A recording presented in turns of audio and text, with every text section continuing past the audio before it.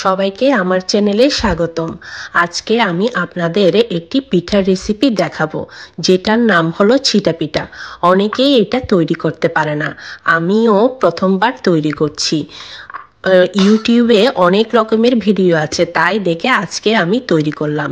আমাদের আসলে একটা পিঠা উৎসব আছে, আমরা 10-12 ফ্যামিলি মিলে এই পিঠা উৎসবটি করব। আমার ভাগে পড়েছে হাঁসের মাংস আর ছিটা পিঠা। প্রথমবার তৈরি করলাম, দেখুন কিভাবে তৈরি করি। এখানের মধ্যে আমি নিয়েছি 6 কাপ চালের গুঁড়া আর 3 কাপ ময়দা।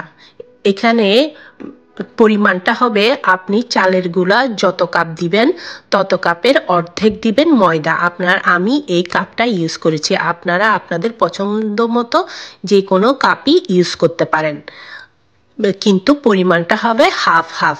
আমি 6 কাপ চালের গুঁড়া দিয়েছি, কিনা চালের গুঁড়া, আর ময়দা দিয়েছি 3 কাপ।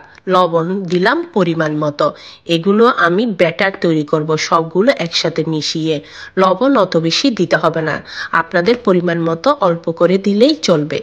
এই যে দেখুন আমি দিচ্ছি।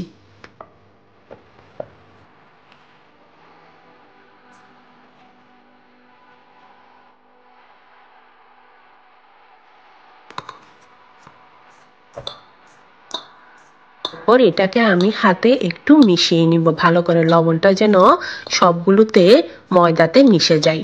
তারপর এখানে আমি কুসুম কুসুম গরম পানি দিব। এই যে দেখেন, কুসুম গরম পানি দিলে চালের গুঁড়াটা ভিজে থাকবে খুব ভালো করে। আমি এখানে 9 কাপ দিয়েছি, কিন্তু সব 9 কাপগুলো কিন্তু আমি একসাথে দিইনি, আমি অল্প অল্প করে দিয়ে কয়েক কাপ দিয়ে আবার মিশিয়েছি, আবার পানি দিয়েছি। এভাবে আমি 9 কাপ পানি দিয়েছি, সবগুলো একসাথে দিব না, কারণ জলের পরিমাণটা তো ঠিক রাখতে হবে। আপনারা আপনাদের মতো করে দিবেন, আমি যেরকম দেখিয়েছি ওরকম হয়তোবা নাও হতে পারে, তবে প্রসেসটি আপনারা যদি ফলো করেন তাহলে আপনারা ছিটা পিঠা ইজিলি তৈরি করতে পারবেন। সবাই মনে করে ছিটা পিঠা খুব একটা কঠিন জিনিস, মানে কেউ পারবে না, কিন্তু আমি প্রথমবার ট্রাই করায় অনেকগুলো তৈরি করেছি। 40 জনের জন্য আমি 75টা ছিটা পিঠা বানিয়েছিলাম। তো দেখুন আমি এটাকে অল্প অল্প জল দিয়ে কিভাবে নেড়ে নেড়ে দিচ্ছি, অল্প জল দিচ্ছি আবার মেশাচ্ছি। আপনারা যে কাপ দিয়ে চালের গুঁড়া আর ময়দা মাপবেন ঠিক সেই কাপই আপনারা ইউজ করবেন।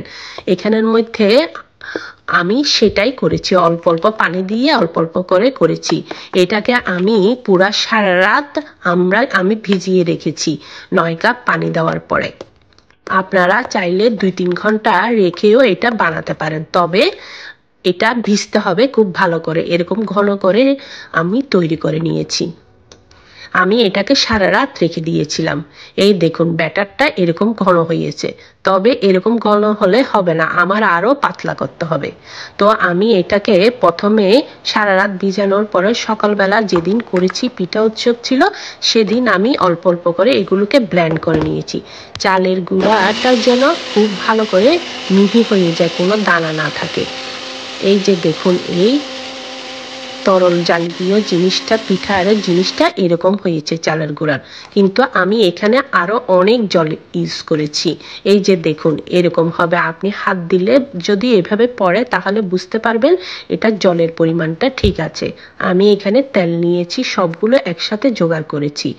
এই যে দেখুন কাইটা, এখন আমি একটা কড়াইয়ে তেল ভালো করে কড়াইটা প্রথমে গরম করেছি, তারপর তেলটা আমি চারিদিকে ছড়িয়ে দিয়েছি।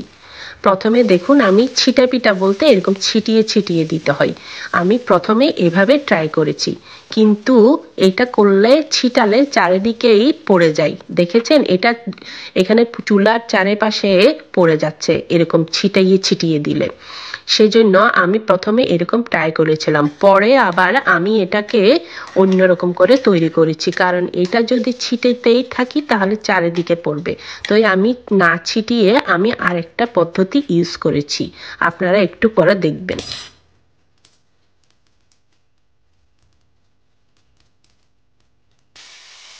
আমি এটাকে দেখুন গোল করে দিচ্ছি। এভাবে যদি আপনারা গোল করে অল্প অল্প করে দেন রুটির মতো গোল করে, তাহলে কিন্তু এটা দেখতেও যেমন সুন্দর হয়, তাড়াতাড়িও হয়ে যাবে। আমি কিন্তু দুই চুলায় দুইটাই বসিয়েছি, কারণ একটা একটা করতে করতে অনেক সময় লেগে যাবে। এটা সময়ের ব্যাপার। মনে হয় তাড়াতাড়ি হয়ে যায়, কিন্তু তাড়াতাড়ি হলেও কি হবে, অনেক সময় লাগে। আমি দুই চুলায় দুইটা কড়াই বসিয়েছি। এই যে দেখুন, এটা সার্কেল হয়েছে। ছিটা পিঠা কিন্তু দেখতে ঠিক এরকম। এই যে দেখুন, ইজিলি উঠে যাচ্ছে। কিন্তু যতবার আপনি ছিটা পিঠা করবেন, ততবার আপনার কিন্তু কড়াইয়ে বারবার তেলটা ইউজ করতে হবে, না হলে ছিটে পিঠা লেগে যাবে। আমি দুইটা কড়াই একসাথে বসিয়ে তাড়াতাড়ি দেখুন কিভাবে করছি।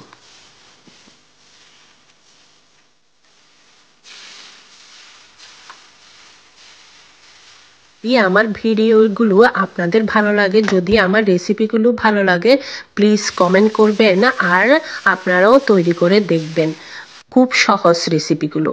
এই যে দেখুন আমার রান্নাঘরের অবস্থা কি হয়েছে, চারিদিকে সবাই বলে এগুলো খুব ইজি, আসলে এগুলো তৈরি করা ইজিও না, আবার পরিষ্কার করা আমার চারিদিকেই লেগেছে।